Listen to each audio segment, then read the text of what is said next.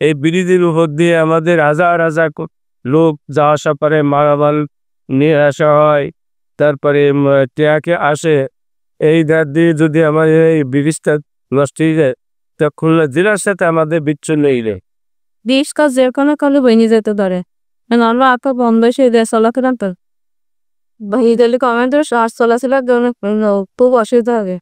আমাদের এই ব্রিজটা সাতক্ষীরা আসাসুল এবং খুলনার পাইকগাছার সীমানা পথবর্তী এই ব্রিজ, সাতক্ষীরা যাতায়াতের একমাত্র পথ এই ব্রিজ। দুইবারের মাথা ভেঙে ধ্বংস হয়ে যাচ্ছে। অতিরিক্ত সরকারের কাছে দাবি করি যাতে আমাদের এই ব্রিজটি সংস্কার করেন। বৃষ্টি অত্যন্ত ঝুঁকিপূর্ণ অবস্থা আছে। এটা সাতক্ষীরা এবং খুলনার মানুষের অন্যতম যোগাযোগের মাধ্যম। আর এই বৃষ্টির সংস্কারের কাজ চলতেছে, কিন্তু খুব ধীর গতি সম্পূর্ণ আর কি। অতি দ্রুত কাজটা শেষ করার দরকার, না যে কোনো মুহূর্তে বৃষ্টি ভেঙে পড়তে পারে।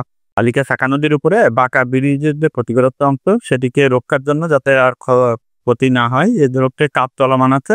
জোয়ার ভাটার অসামঞ্জস্যতা, অতিরিক্ত পরিমাণে পানি বৃদ্ধির কারণে কাজ বর্তমানে কিছুটা দেখার চেষ্টা হচ্ছে। তারপরেও আগামী 8 থেকে 10 দিনের ভিতরে আমরা যে কাজটা হাতে নিয়েছি, কাজটা শেষ হয়ে যাবে আশা করছি।